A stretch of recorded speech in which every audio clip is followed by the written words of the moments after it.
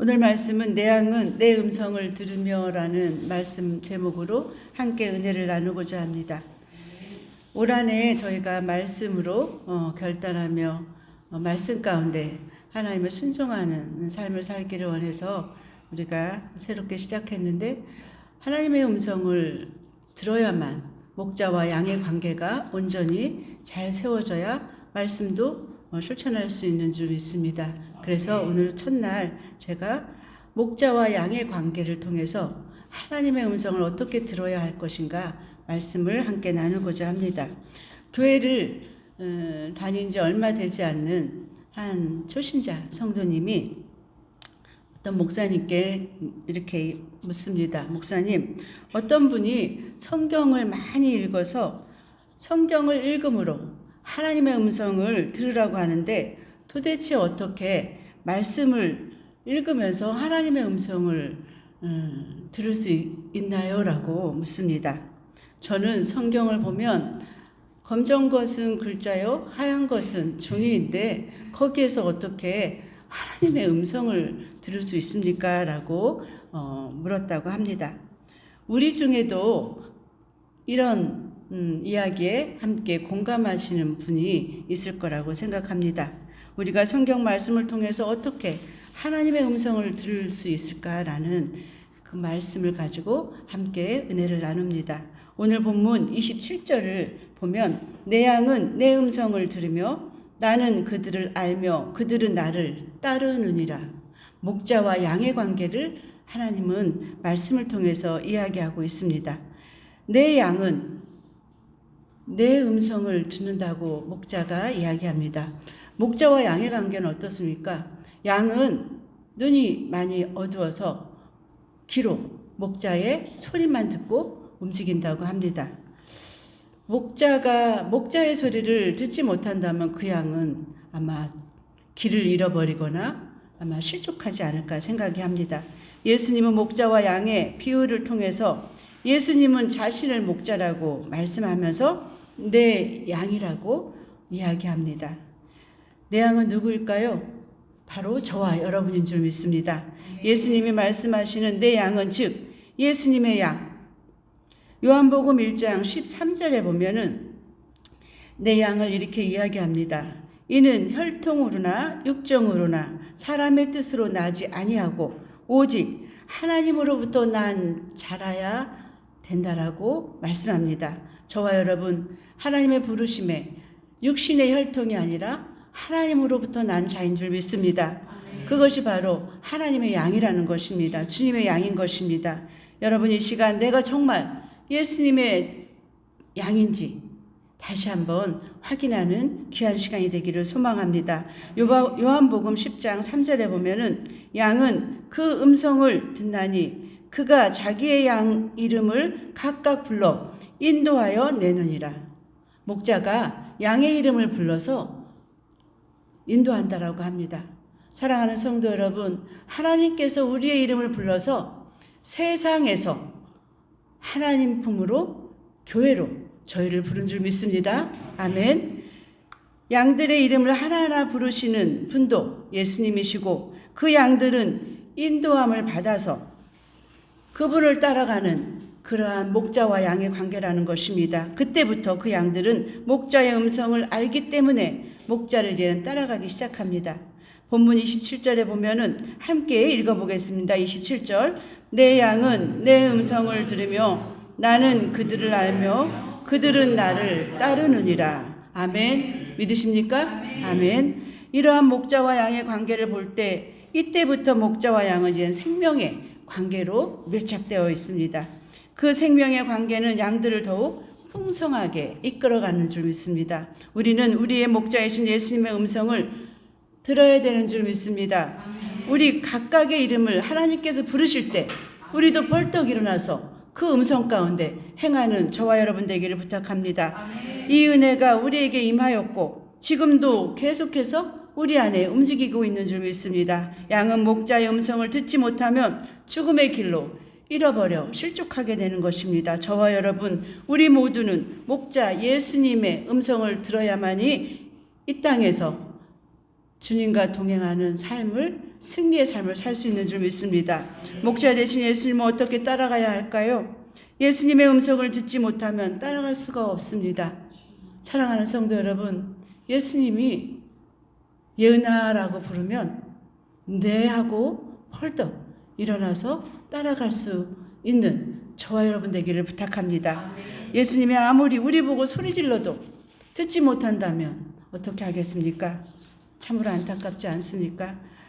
그렇다면 예수님의 음성을 우리가 어떻게 들어야 할까요? 들을 수 있을까요? 라는 질문 가운데 첫 번째 제가 함께 예를 들어서 말씀드렸던 것처럼 성경을 많이 읽으면 하나님의 음성을 들을 수 있다는데 도대체 어떻게 성경을 읽어야 하나님의 음성을 들을 수 있습니까? 라고 질문한 것에 대한 말씀입니다.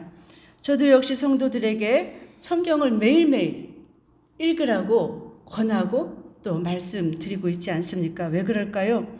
우리가 예수님을 믿는데 믿는 예수님이 성경 안에 써있기 때문에 그렇습니다. 여러분은 그냥 믿는 것이 아니라 그냥 교회 온 것이 아니라 예수님을 믿기로 결정을 하고 교회에 나왔습니다. 예수님이 누구신가를 알으려고 하면 목사님의 설교도 필요하지만 성경 안에 예수님의 모든 것들이 다 기록되어 있습니다. 성경을 읽지 않으면 예수님을 알 수가 없습니다. 그러면 내가 성경을 읽지 않으면 예수님을 모르는데 하나님과 목자와 양의 관계가 성립되지 않습니다. 그래서 성경을 계속해서 끊임없이 읽도록 권하는 것이 바로 그 이유입니다. 그런데 우리가 성경 말씀하면 여러분 들어본 적이 있을 것 같습니다. 로고스와 레마라는 두 단어를 한 번쯤 들어보셨을 거라고 생각합니다. 로고스, 레마. 자, 우리가 일반적으로 성경 말씀을 로고스라고 합니다. 로고스는 그냥 쉽게 얘기하면 헌법. 대한민국에 살기 위해서는 헌법의 조문을 우리가 일일이 몰라도 알기 때문에 이렇게 생활하는 건 아니겠습니까? 헌법을 우리가 알고 읽는 것처럼 성경 말씀을 일반적으로 보편적으로 읽어내는 것을 로고스라고 얘기합니다. 일반적으로 하나님의 말씀을 로고스를 사용해서 모두가 읽고 쉽게 설명하면 먼저 얘기했던 헌법을 우리가 다 조항조항은 모르지만 전체적으로 알기 때문에 저희가 대한민국에서 살아가는 것처럼 정부에서 한 사람 한 사람 불러서 헌법의 조항을 가르쳐주지는 않습니다. 법전을 통해서 이 나라의 헌법을 알게 되는 건 사실이지만 하나님을 믿는 우리 또한 성경의 말씀을 읽으면서 신앙인으로서 지켜야 할 일들을 하나하나 배워가면서 신앙의 성장을 해가는 것이 바로 로고스를 통해서 우리가 성경 말씀을 읽고 믿음 생활을 할 수 있는 것입니다. 그래서 목사님들이나 많은 사람들이 성경을 많이 읽으라고 하는 이유들이 그런 데 있습니다. 성경을 읽어야 신앙생활을 할 수 있고 성경을 읽는 도중에 성령의 감동으로 성령이 내 안에 오심으로 놀라운 역사가 이때 일어나는 것입니다. 로고스, 성경을 읽을 때 성령이 내 안에 오심으로 레마가 되는 놀라운 사건을 우리는 발견할 수 있습니다. 레마는 무엇일까요? 말씀이 육신이 되어서 내 삶에 놀랍게 이제는 행해지는 그러한 일들을 한다는 것입니다.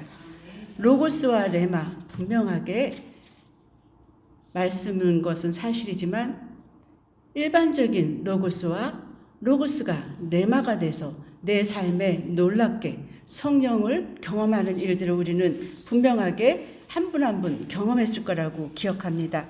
이렇게 성경을 읽으면서 하나님이 어떤 분인가 이제 레마를 통해서 하나님을 만나기 시작합니다. 하나님은 우리가 성경을 읽을 때 성령의 감동으로 충격을 주어서 말씀이 우리가 이제는 새롭게 육신의 말씀이 되어서 살아갈 수 있는 능력이 된다는 것을 기억하시기 바랍니다. 요한복음 14장 26절 우리 함께 읽어보겠습니다. 요한복음 14장 26절. 보혜사 곧 아버지께서 내 이름으로 보내실 성령 그가 너희에게 모든 것을 가르치고 내가 너희에게 말한 모든 것을 생각나게 하시리라. 아멘. 말씀을 많이 읽고 말씀을 알게 되면 성령님이 이제 우리 안에 오셔서 우리를 이제는 말씀 보면 성령이 오셔서 가르치고 말한 것을 이제 생각나게 한다라고 이야기하고 있습니다. 아멘이시죠? 우리를 가르치고 말씀을 읽을 때 생각나게 함으로 우리가 레마의 놀라운 일을 경험하는 줄 믿습니다. 예를 들어서 성경을 읽을 때 성령님이 한순간에 감동과 충격으로 내 안에 올 때가 있습니다. 우리가 가끔씩 노광종 목사님 설교를 들을 때 노 목사님이 순간에 감격하는 타임을 만날 때가 있습니다. 아니, 왜 목사님은 이 타임에 이렇게 울컥하실까? 우리는 알지 못하지만 성령께서 목사님의 그 삶의 그 순간에 말씀과 함께 감동이 되어서 울컥하는 그러한 놀라운 일들을 하신다는 것이 바로 레마의 역사인 것입니다. 이 타임에 왜 슬픈 것도 아니고 감격할 일도 아닌데 왜 그러한 사건들이 일어나는가? 우리 성도님들 한 분 한 분 삶 가운데도 집에서 성경을 읽다가 갑자기 성경을 붙잡고 하나님께 통곡하고 감사하는 시간들이 있을 거라고 저는 생각합니다. 그것이 바로 하나님께서 주시는 성령께서 주시는 레마의 역사인 것을 믿습니다. 함께 읽은 말씀이 전혀 슬프지도 않고 눈물을 뚝뚝 흘려야 되는 어떠한 사건도 아님에도 불구하고 그러한 일들은 바로 우리 안에 말씀이 육신이 되어서 하나님의 음성으로 내가 들려진다라는 그러한 것을 우리가 기억해야 합니다. 이것은 강한 감동과 충격으로 레마로 우리에게 들려오시는 줄 주님의 음성인 줄 믿습니다. 주님의 음성은 육신으로 들려오는 그러한 놀라운 일이 있으면 얼마나 좋겠습니까? 구약시대의 많은 선지자들에게 그러한 역사는 있었지만 오늘을 사는 현대인들에게 없다고는 할 수 없지만 우리가 그것을 육신의 하나님의 소리를 듣고 육성으로 듣고 싶어서 갈급해하는 그러한 어리석음에 있지 않도록 우리가 말씀을 보면서 레마의 하나님의 역사를 경험하시기를 부탁합니다. 또 하나님은 어떠한 상황 가운데서 환경을 통해서 사람을 통해서 하나님께서 주시는 놀라운 음성이 있다는 것을 우리가 기억해야 합니다. 두 번째로 또 하나님의 음성을 감동을 통해서 나타날 때가 있다는 것입니다. 감동을 통해서 하나님의 음성을 어떻게 들을 수가 있을까요? 라는 이야기입니다. 어떤 분이 또 목사님께 묻습니다. 목사님, 아내가 기도하러 갔다가 하나님이 감동을 주셔서 어떤 일을 하자고 합니다. 그런데 예전에도 이런 식으로 했다가 낭패를 당한 적이 있어서 제가 이번에 어떻게 해야 될지 참으로 공경에 빠져 있습니다. 하나님이 주신 감동인지 아니면 또 다른 것인지 참으로 알 수가 없습니다. 라고 목사님께 물어봤다고 합니다. 여러분도 이런 경험을 하신 적이 있으시죠? 기도하다가 감격이 되고 감동이 되는 적이 있습니다. 그런데 이것이 내 생각인지 하나님의 생각인지 사단의 생각인지 우리는 분명하게 구별을 할 줄 알아야 됩니다. 분별할 수 있는 영이 있어야 됩니다. 하나님이 주셨다는 감동이 무엇일까요? 요한복음 14장 26절 아까 같이 읽었던 그 장을 다시 한번 읽어보겠습니다. 보혜사 곧 아버지께서 내 이름으로 보내실 성령 그가 너희에게 모든 것을 가르치시고 내가 너희에게 말한 모든 것을 생각나게 하시느니라. 아멘. 이 감동은 바로 성령님이 우리에게 주시는 어떤 생각이나 또 느낌을 말하는 것이라고 분명하게 성경은 이야기하고 있습니다. 갑작스럽게 기도 중에 또 감동이 되고 생각나게 하는 것은 성령이 하신다라는 것을 기억하시기 바랍니다. 성령님이 우리 마음에 오시면 모든 것들을 가르치시고 생각나게 하십니다. 우리가 말하는 이 감동은 기도할 때 혹은 예배 중에 성경을 읽을 때 찬양 가운데 어떤 상황 가운데인지는 모르지만 떠오르는 생각이나 느낌이 있다는 것을 말하는 것입니다. 그리고 이런 감동은 영적 교제를 할 때 성령께서 역사하시는 줄 믿습니다. 성령님이 우리에게 생각이나 느낌으로 무언가를 넣어주실 때 우리가 이것을 하나님의 감동이라고 말을 한다는 것입니다. 성령께서 하시는 것입니다. 그러나 또 여기서 우리가 기억하고 조심해야 될 일이 있습니다. 기도 중에 감동되어서 이러한 일들이 있다고 전부 하나님이 주셨다라고 또 오해하면 안 된다는 것입니다. 조심해야 합니다. 예수님께서도 40일 금식 기도를 하신 다음에 어땠습니까? 금식이 끝날 때 그 옆에 누가 있었나요? 사단이 유혹하지 않았습니까? 사단이 기도 중에 예수님을 유혹해서 그만 어려움을 당했던 그러한 사건들을 우리는 말씀을 통해서 보았습니다. 여기서 우리가 기억해야 할 것은 기도 중에, 예배 중에, 찬송 중에 감동을 받았다고 하더라도 이것이 모두 하나님께서 주셨다라는 것이 아닌 것을 우리는 조심해야 합니다. 사탄도 기도 중에 우리에게 감동을 넣어줄 수 있기 때문에 그렇습니다. 그러면 이것을 우리가 어떻게 분별할 수 있을까요? 반드시 성경적으로 검증을 해야 된다는 사실입니다. 우리가 말씀을 모르면 내가 받은 이 감동의 이 순간에 하나님이 주신 메시지를 놓칠 수가 있고 또 오해할 수가 있다는 사실입니다. 반드시 성경으로 검증해야 합니다.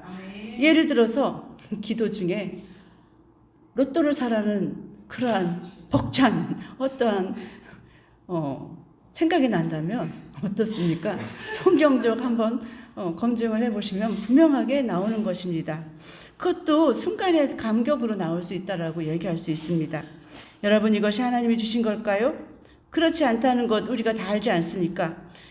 성경의 원칙은 심고 거둠의 원칙이 있습니다.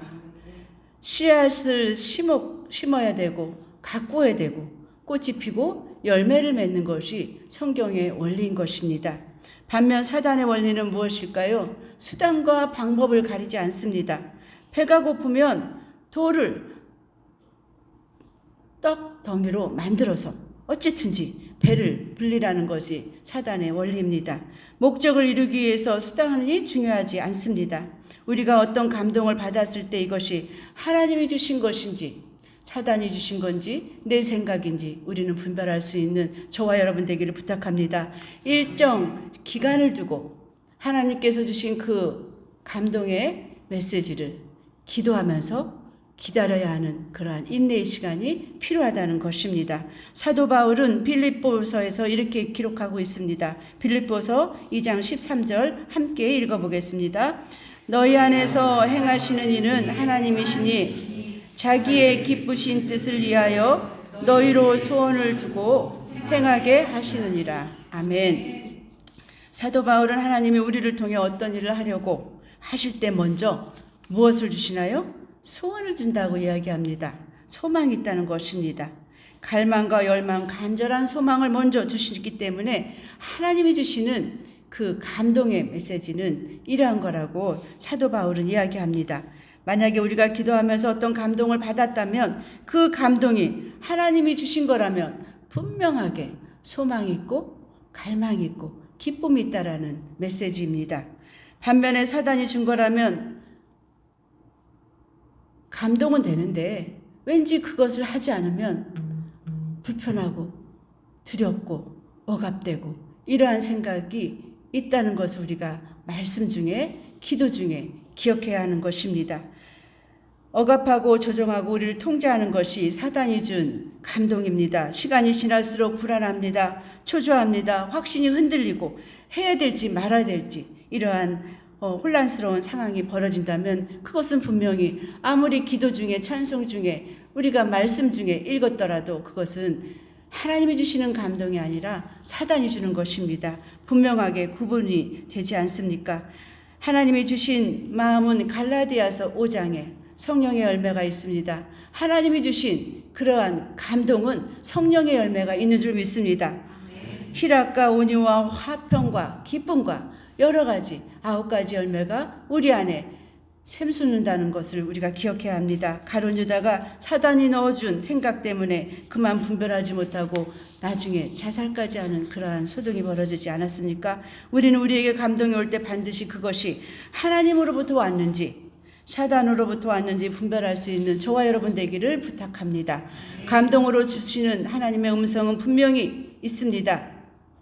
선하고 아름답고 좋은 열매를 맺게 하시는 것이 감동으로 주신 하나님의 말씀이라는 음성이라는 것입니다. 하나님의 음성을 말씀을 통해서 감동을 통해서 들을 수 있다는 것이 얼마나 우리의 기쁨이 되는 줄 이 말씀을 통해서 기억하시길 바랍니다. 마지막으로 또 우리가 하나님의 음성을 또 어떻게 들어야 할까요? 첫 번째로 무엇이었습니까? 하나님의 음성을 듣는 것은 말씀으로, 로고스에서 레마로 하나님께서 우리에게 말씀을 음성 가운데 들려주시고, 두 번째는 감동으로 주실 때 그 또한 하나님께서 우리에게 음성으로 들려주신다라는 말씀을 했습니다. 마지막 세 번째로 하나님의 음성을 어떻게 듣는가 하면은 꿈으로도 우리가 하나님의 음성을 들을 수 있습니다. 여러분 꿈 많이 꾸시나요? 가끔. 네. 어떤 분이 이렇게 또 목사님께 묻습니다. 목사님, 어젯밤 꿈자리가 별로 안 좋습니다. 라고 이야기합니다. 옆에 있던 성도님이, 아니 혹시 그 옆에 개가 있지 않았어? 그거 개꿈이야 라고 웃으며 이야기했다고 합니다. 여러분, 우리는 일상에서 꿈을 꾸고 살아갑니다. 그런데 많은 사람들이 꿈을 대수롭지 않게 여기고 또 의미 없고 가치 없는 것이라고 여기면서 살아갈 때가 있습니다. 그런데 하나님이 이 꿈을 통해서 우리에게 말씀을 하신다라는 것을 우리가 성경을 통해서 또 볼 수 있습니다. 욥기 33장 14절에서 16절 함께 읽어보겠습니다. 하나님은 한 번 말씀하시고 다시 말씀하시되 사람은 관심이 없도다. 사람이 침상에서 졸며 깊이 잠들 때에나 꿈에나 밤에 환상을 볼 때에 그가 사람의 귀를 여시고 경고로서 두렵게 하시니. 아멘. 하나님께서 우리에게 말씀하시는데 또 말씀하시는데 우리는 육신과 정신이 너무나도 바빠서 하나님이 주시는 그 말씀을 듣지 않는다는 것입니다. 그래서 육신과 정신이 쉴 때, 잘 때 하나님께서는 우리에게 꿈으로 그 일들을 이야기하신다는 것입니다. 그런데 14절, 하나님은 한 번 말씀하시고 다시 말씀하시되 사람은 관심이 없도다. 그래서 꿈속에서도 말씀을 하시는데 그 꿈마저도 치부해버리는 우리의 삶이 아닌가 생각합니다. 우리는 성경에서 꿈의 이야기를 많이 듣습니다. 가장 많이 알고 있는 꿈이 무엇인가요? 요셉의 꿈이죠. 요셉의 꿈은 그의 미래를 이야기했습니다. 듣지 못한다고 하나님이 우리의 침상에서 잠들었을 때 꿈이나 환상을 통해서 분명하게 이렇게 말씀하는 것을 기억해야 합니다. 요셉에게 하나님은 꿈을 통해 말씀하셨던 것처럼 나에게도 하나님께서 말씀하실 것이 있다는 것입니다. 믿는다면 믿음대로 역사하시는 줄 믿습니다. 여기에서 준비해야 할 것이 있습니다. 열린 마음으로 그 꿈을 봐야 합니다. 꿈은 우리 영에 계신 성령이 꿈을 도구로 통해서 우리에게 말씀하시는 것입니다. 하나님의 음성인 것입니다. 그래서 우리 마음을 깨끗하게 날마다 열린 마음으로 준비하고 있어야 됩니다. 우리 마음과 생각은 너무나도 복잡해서 분주해서 성령께서 우리가 집중하지 못할 때 욥기 33장 14절처럼 꿈에서 말씀하시는 것을 우리가 보았습니다. 수면에 의해서 잠잠해졌을 때 하나님은 꿈을 통해 말씀합니다. 요셉에게 보여준 꿈처럼 미래적인 것, 경고, 암시, 지시, 계시 등이 요셉에게 보여준 꿈이었습니다. 창세기 37장 6절에서 7절, 9절 말씀에 기록되어 있습니다. 또 욥도 그렇습니다. 욥도 꿈에서 하나님께서 경고하셨습니다. 욥기 33장 16절에서 17절을 보면 또 마리아와 요셉 물통에서 지시를 했던 그러한 말씀이 있습니다. 마가복음 2장 13절을 보면 또 느부갓네살 왕이, 우리가 다니엘 어제부터 토요일부터 들어가는데 내일 말씀에 다니엘이 꿈꿨던 꿈을 해석하는 그러한 일들이 있습니다. 느부갓네살 왕의 꿈을 해석해 주면서 하나님의 계시를 그는 해석했던 일들이 있습니다. 다니엘 2장 31절에서 35절 말씀에 기록되어 있습니다. 이렇게 하나님은 많은 선진들을 통해서 꿈의 역사를 이루어 주셨습니다. 우리에게도 미래적인 것을 보여줄 수 있는 그러한 것들이 바로 꿈이라는 사실입니다. 암시나 지시나 계시를 보여줄 때 꿈을 통해서 우리에게 말씀하시고 음성으로 들려주신다는 것을 기억하시기 바랍니다. 그렇다면 우리가 꾼 꿈이 하나님이 주신 꿈인지 또 아닌지 어떻게 분별할 수 있을까요? 꿈을 꾸는 건 역시 하나님이 주시는 꿈과 사단이 주는 꿈이 있습니다. 내가 꾼 꿈이 하나님이 주셨다면 그 꿈은 미래적이고 또 경고나 암시도 있을 것이고 계시도 있을 것이고 하나님의 뜻이 메시지가 분명하게 그 꿈 안에 있다는 것입니다. 그렇다면 그 꿈은 우리가 해석할 수 있습니다. 어떻게요? 말씀에 비추어 보아서. 잠에서 깨어 바로 해석이 될 수도 있지만 그렇지 않은 경우도 있습니다. 그렇지 않은 경우에는 우리는 하나님께 그 꿈을 가지고 기도하며 나가야 합니다. 어떤 것은 요셉이 바로 왕의 꿈을 해석했던 것처럼 누군가를 통해서라도 꿈의 해석이 가능하다는 것입니다.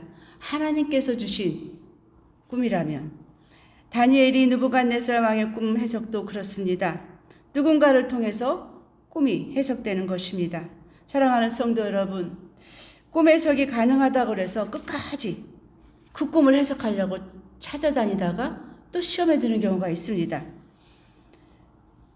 끝까지 찾아다니다가 시험에 드는 것 또한 어리석은 일이라고 말씀하고 있습니다. 여러분이 꿈을 꿔서 기분이 좋으면 기쁘게 사는 것이고 해석이 안 되고 한다면 하나님께 기도하고 그때까지 기다리면서 사는 것이 지혜로운 우리의 믿음의 생활이 아니겠습니까? 하나님께서 필요할 때에 우리에게 그 꿈을 해석해 주신다는 것을 기억하시기 바랍니다. 말씀을 보면서 우리가 그 꿈을 해석할 수도 있습니다. 이렇게 기도하고 하나님이 해석해 주시는 그때까지 기다리는 인내가 우리 안에 필요하다는 것입니다.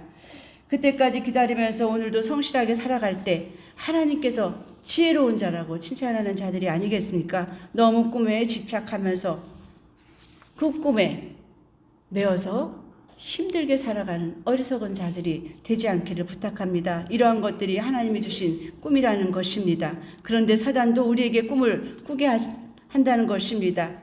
사단의 꿈을 알 수 있습니다. 사단의 꿈을 어떻게 알 수 있을까요? 꿈을 꾸면 기분이 나쁘고 찝찝하고 몸이 아프고 힘이 듭니다. 가위 눌리기도 하고 이 모든 것들은 사단이 우리에게 주는 꿈이라고 말씀하고 있습니다. 사탄도 하나님을 흉내내서 계시라든지 지시라든지 미래적인 것 혹은 죽은 사람의 모습으로 보여주기도 해서 자신을 나타내기도 합니다. 하나님의 꿈과 사단의 꿈은 분명하게 구별할 수 있는 우리의 삶이 되기를 부탁합니다. 사단이 준 꿈은 기분 나쁩니다. 삶이 하루를 시작하는데 왠지 힘이 들게 하루를 시작합니다.